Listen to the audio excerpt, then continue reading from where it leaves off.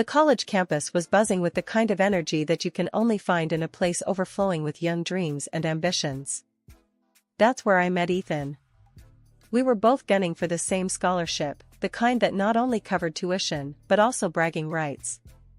It was big, it was what every nerd in our batch was after. And boy, did we clash over it. Seriously, Ethan? You think you can outdo me on the thesis? Dream on. I'd scoff at him across the library, my eyes barely lifting from my laptop. He'd just grin, that annoyingly confident smirk that drove me nuts. Ava, I'll see you at the finish line. Better bring your A game. We were both stubborn as hell, each convinced we were the rightful winner of that grant. Our debates got so heated, sometimes I thought we'd end up setting the lecture halls on fire with our arguments.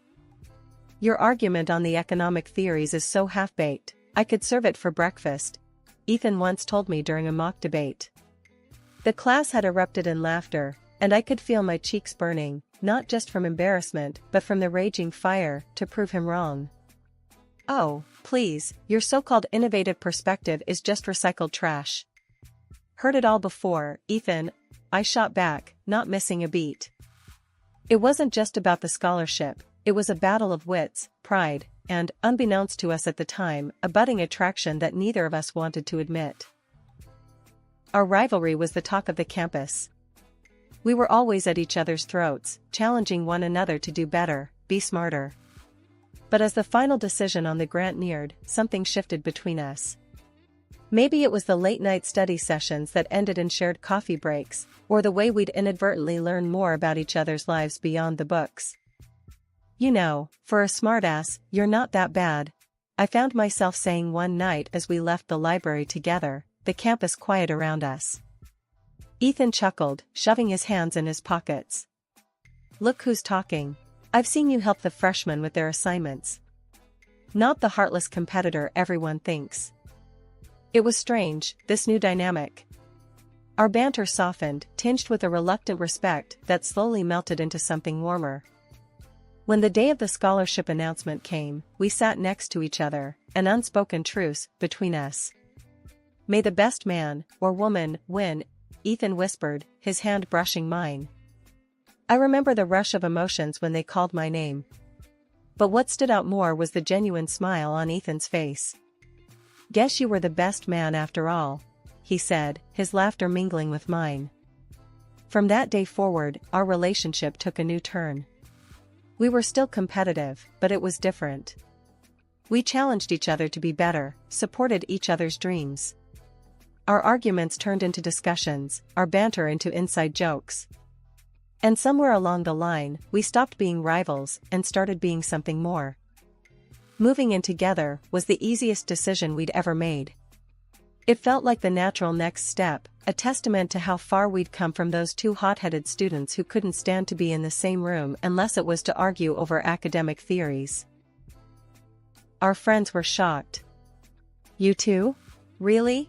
They'd ask, disbelief written all over their faces. Yeah, really, we'd say, exchanging looks that spoke volumes of the journey we'd been on. From rivals to roommates to, dare I say, soulmates. Living with Ethan was like being in our little bubble. But bubbles are delicate, and ours was no exception, especially when it came to dealing with his folks. Martha and John were as traditional as they come, and our choice to live together without the whole marriage shebang didn't sit well with them. Not at all. It was like a broken record every time we saw them. You're living in sin, Ava. It's not right. Martha would start, her tone laced with disappointment and a touch of scorn. She was a pro at guilt trips, making sure to sprinkle in stories of her own purity. John and I didn't even kiss until we were married. Can you imagine? I tried to keep my cool, respect was important to me, but boy, was it hard. Martha, times have changed. People don't wait for marriage to be together anymore. It's normal. Ethan stood by me, bless him, but it was like talking to a wall with them. John would chime in, voice heavy with this sense of betrayed values. We raised you better, Ethan. You're supposed to be a decent man, not swayed by this. That's what I was to them. Never Ava, always this, as if I were some bad influence instead of the person their son loved. Ethan tried to bridge the gap. "Mom, Dad, I love Ava. We're happy. Can't you just be happy for us?" But nope, it was like everything he said just bounced off them. Martha, with her knack for drama, would clutch at her pearls, literally. "Happy? How can we be happy when you're living in sin? It's not right, Ethan. You know it's not." The worst part? Ethan was caught in the crossfire. His folks made it seem like I had him under some spell. "You've changed, son. This isn't you," John would say, shaking his head like Ethan was some puppet gone rogue. And me? I was trying not to lose it. I respected their beliefs, sure, but the constant judgment was a drag. I told Ethan as much. I get where they're coming from, but I'm not the enemy here. We're just living our lives. "I know," he'd sigh, looking like he was carrying the world on his shoulders. "It's just, they're my parents. I wish they could see how good we are together." In the end, it felt like we were stuck in this loop. Us trying to live our lives, them seeing it as some personal affront. It was exhausting, dealing with the endless lectures and the not-so-subtle digs at our life choices. But what could we do? They were his parents, and no amount of reasoning seemed to make a dent. So we kept on, living our sinful life, hoping one day they'd come around. Or at least, stop making every dinner feel like a trial where we were always found guilty. Just when I thought Martha and John's nagging couldn't get any worse, they hit us with a new plan. "You both need guidance," Martha announced one evening, her tone more determined than ever. "We've arranged for you to meet with Father Mike. He'll set you straight." Ethan and I exchanged a look. The kind that said, "Are you kidding me?" without needing words. "Mom, really? We don't need a priest to tell us how to live our lives," Ethan tried to reason, his patience wearing thin. But Martha was on a mission, and when Martha got going, there was no stopping her. "It's not up for discussion, Ethan. You're going, and that's final. It's for your own good." So there we were, a few days later, sitting uncomfortably in Father Mike's office, a cozy little room filled with religious books and those cliché inspirational posters. Father Mike was a kind-looking man, but the situation was just absurd. "Now, I understand there's some concern about your living arrangements?" Father Mike began, peering over his glasses at us. I bit my tongue, really wanting to say something snarky, but managed to keep it civil. "We're fine, really. It's just that Ethan's parents are a bit traditional." Father Mike nodded, as if this wasn't the first time he'd been dragged into a family squabble. "Marriage is a sacred union, but so is love and respect for one another. Are you two committed to each other?" Ethan took my hand, giving it a reassuring squeeze. "Yes, we are. Completely." The priest smiled, then turned to some of his books, probably looking for some wise quote to throw at us. But before he could get into it, Ethan cut in. "Look, Father, we appreciate what you're trying to do, but we're happy. Isn't that what matters?" Father Mike looked at us, then, after a long pause, he closed his book. "You're right. Happiness and commitment are what truly matter. Maybe it's not me who needs to guide you, but perhaps I can help your parents understand your choices." That meeting didn't magically fix everything, but it was a start. Or so we thought. Martha and John thanked Father Mike for his time, but seemed to ignore the whole "happiness and commitment are what truly matter" part. Instead, they focused on the sacred union bit. "See? Even Father Mike agrees.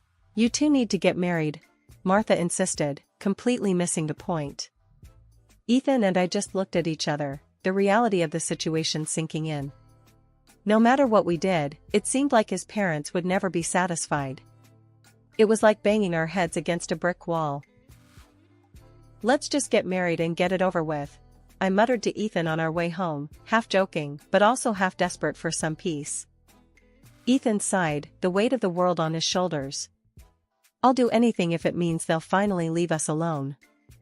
Little did we know, that decision to give in would open a whole new can of worms. But at that moment, all we wanted was a break from the constant pressure. If a wedding was what it took, then so be it.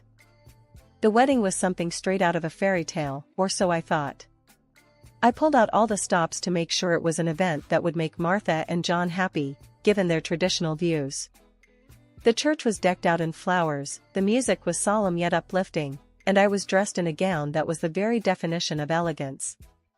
Even Martha, who could rival a statue when it came to showing emotions, shed a few tears during the ceremony. But, of course, there was a catch. My friends, who'd been my rock through this whole ordeal, came dressed to kill. They looked amazing, but apparently, their style was a bit too much for Martha. "Did you see how they're dressed?" she whispered to me, right in the middle of the reception. "It's a wedding, not a nightclub." I could feel my cheeks burning, not sure if it was from anger or embarrassment. "Martha, they're my friends. They're here to celebrate with us. Can we just focus on that?" She clucked her tongue, shaking her head like I'd just failed the world's easiest test. "I'm just saying. A little modesty wouldn't hurt." After we caved and got hitched, Martha and John must have thought they snagged an all-access pass to our place. No kidding, they started popping by every single day. If you ever needed a live demo of what too much looks like, this was it. One Saturday morning, there's a knock that could wake the dead. I'm talking 6 a.m., and these two are at our door like they're about to miss a flight. Ethan, barely awake, trudges to the door, and there they are, bright and chipper. "Good morning. We thought we'd spend the day together." Martha chirps, pushing past Ethan like it's the most normal thing in the world. I'm in the kitchen, drowning my sorrows in coffee, when John starts critiquing my choice of breakfast. "You know, a hearty breakfast is important. Is this even food?" He's eyeballing my cereal like it's from another planet. "Eggs and bacon were fine for you, right?" I mutter under my breath, not in the mood to start my day off with a lecture on nutritional values. Then, Martha, bless her heart, decides to give me a rundown on cleanliness. "Ava, dear, have you considered organizing your cupboards a bit more? And maybe using some coasters? Water rings on the table are such an eyesore." I'm biting my tongue so hard it's a miracle I still have it. Ethan sees me clenching my fists and jumps in. "Mom, Dad, you know, we really appreciate your visits, but maybe we could do with a bit of space?" You'd think he'd ask them to move to Mars by the looks on their faces. "Space? But we're family. We just want to be close to you too," John says, utterly baffled by the concept of personal boundaries. Martha's on the verge of tears now, playing the guilt card like a pro. "Do you not want us here? After everything we've done for you?" It's like walking on eggshells. You try to set some ground rules, and suddenly you're the villain in their soap opera. I hit my breaking point on a Thursday evening, the kind that started with the same old surprise visit from Martha and John and ended with me locking myself in the bathroom, just to get a minute of peace. "This has got to stop," I muttered to Ethan as we lay in bed, the moon casting a soft glow through our window. "Your folks are driving me nuts. It's like we're living in a reality show, but there's no escaping the cameras." Ethan, looking as worn out as I felt, let out a long sigh. "I know, babe. It's getting to me too. What do we do, though? They're my parents." But this is our home. We can't keep living like this," I shot back, my frustration bubbling over. "We need space. Real space. Maybe we should move. Like, actually move." Ethan propped himself up on one elbow, eyeing me like I'd just suggested we join the circus. "Move? Like, pack up everything and just go?" "Why not?" I was half serious, half desperate. "Your parents can't drop by if we're not here, right?" The idea seemed radical, even to me, but the more we talked about it, the less crazy it seemed. We started to imagine a life where dinner wasn't interrupted by unannounced visits or our weekends weren't planned around avoiding his parents. "Okay, let's say we do this. Where would we go?" Ethan asked, the gears in his head turning. "I don't know. Somewhere close enough to keep our jobs but far enough that it's not just a hop, skip, and a jump for your mom and dad, I suggested, warming to the idea. The decision felt right, almost liberating. We started house hunting online, looking for a place that could be our fresh start, far away from unannounced morning visits and constant criticism.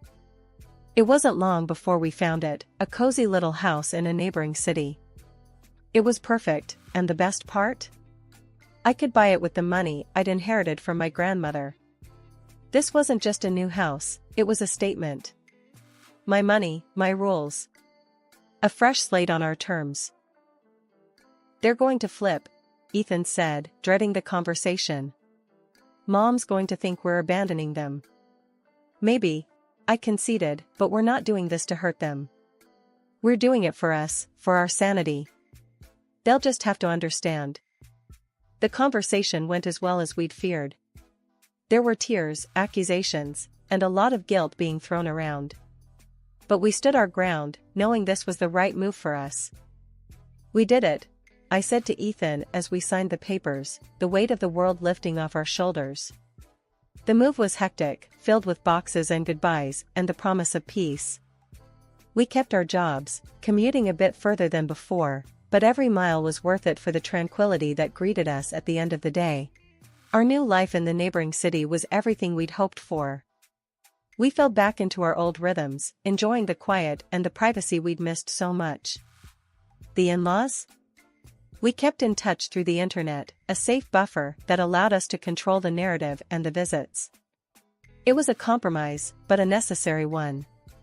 Our calls were polite, the conversations brief and infrequent, but it was enough to keep the peace. Just when Ethan and I thought we'd found our slice of peace in the new city, life decided to throw us a curveball. It was a quiet Sunday morning, the kind where you just want to laze around and enjoy the calm. That's when the doorbell rang, shattering the silence. Who could that be? I murmured, not expecting anyone. We weren't exactly social butterflies, especially not here, not yet. Ethan shrugged, equally puzzled, and strolled over to the door. When he opened it, his puzzled look morphed into outright disbelief. There, on our doorstep, stood Martha and John, each with a suitcase bigger than the last time they'd criticized our breakfast choices. Surprise! Martha exclaimed, her smile wide enough to split her face. John just nodded, his usual taciturn self, but even he seemed to wear a small grin. How did you? Why? Ethan's eloquence was gone, replaced by staccato confusion. We've decided to move in. Martha declared as if announcing they'd won the lottery. It's time we all lived together, as a family should. My mind raced. This had to be a joke, a very bad one. Move in? With us? I echoed, hoping I'd misunderstood. Yes, dear. We sold our house. We're here to stay, Martha said, pushing past Ethan, making herself at home as if she hadn't just dropped a bombshell on our doorstep. Ethan and I exchanged a look of sheer panic. You can't just decide to move in with us, I managed to say, finally finding his voice. Martha and John weren't just shocked at our refusal, they were outraged. You can't possibly expect us to leave. We're family, and this house, it's as much our son's as it is yours, Martha asserted, her voice a mix of indignation and disbelief. John, usually more reserved, joined in with a surprising fierceness. Exactly. Ethan's our son, and you're living here, thanks to him. You're just a freeloader, making decisions that aren't yours to make. I could barely contain my laughter, not because it was funny, but because of the sheer audacity. Ethan's face was a picture of shock, turning to me with wide eyes as if to say, "Are they serious?" Hold on a minute, I said, still chuckling as I went to retrieve a folder from our home office. I flipped it open to a very important document, the deed to the house. I made sure they could see it clearly. See this? This house was bought with the money I inherited from my grandmother. I am the sole owner. So, actually, it's entirely up to me who lives here. And you, I pointed squarely at Martha and John, are not staying. Martha's mouth opened and closed like a fish out of water, while John's face turned a shade of red I hadn't seen before. Ethan stepped beside me, a proud yet stern look on his face.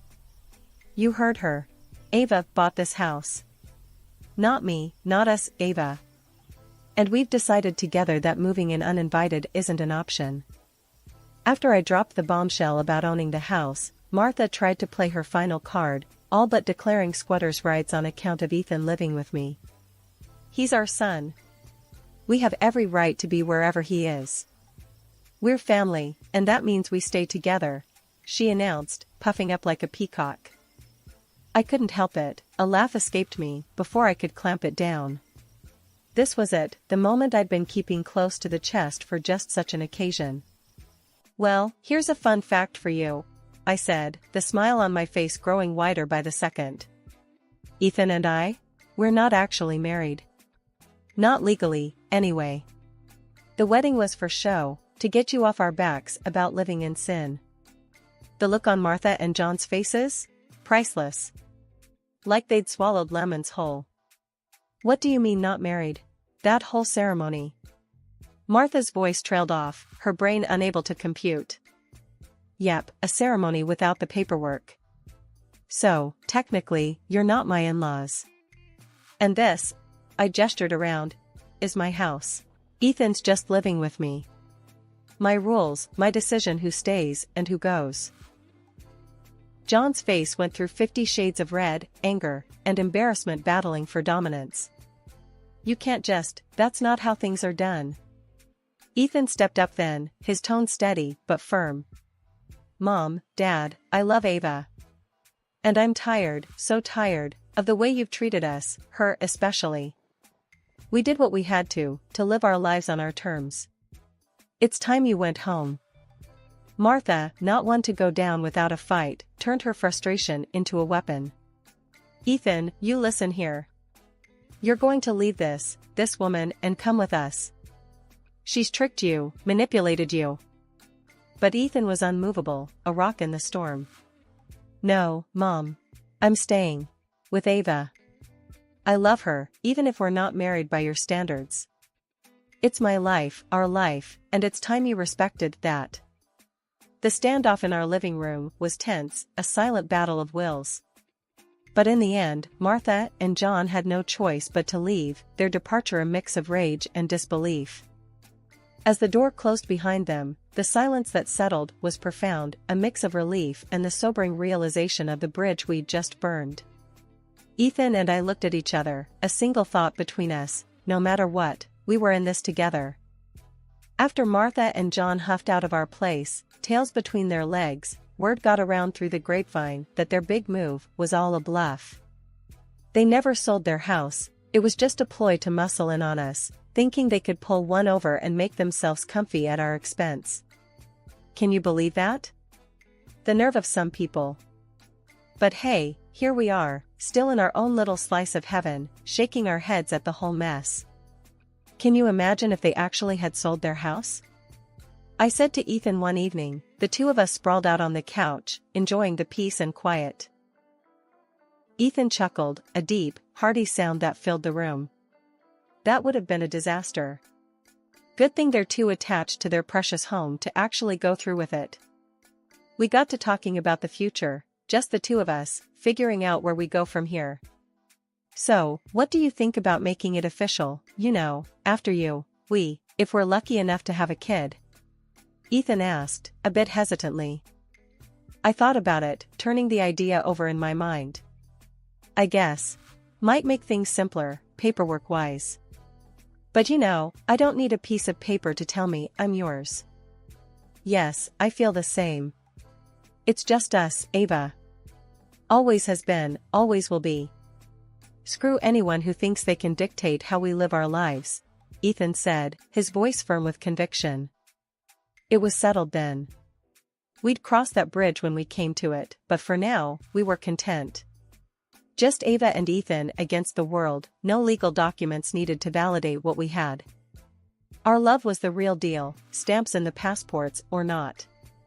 And as the days turned into weeks, and the weeks into months, that feeling of us against the world only grew stronger. We were a team, and nothing, not even sneaky in-laws with their bizarre schemes, could tear us apart. As for Martha and John, well, they kept their distance. Maybe they learned their lesson, maybe not. But one thing was for sure, Ethan and I were untouchable, living our lives on our own terms, in our own time. The future looked bright from where we were sitting, a blank canvas ready to be filled with love, laughter, and maybe, just maybe, the pitter-patter of tiny feet. But until then, we were just fine, enjoying the peace, thankful for every quiet moment we had together in our little sanctuary.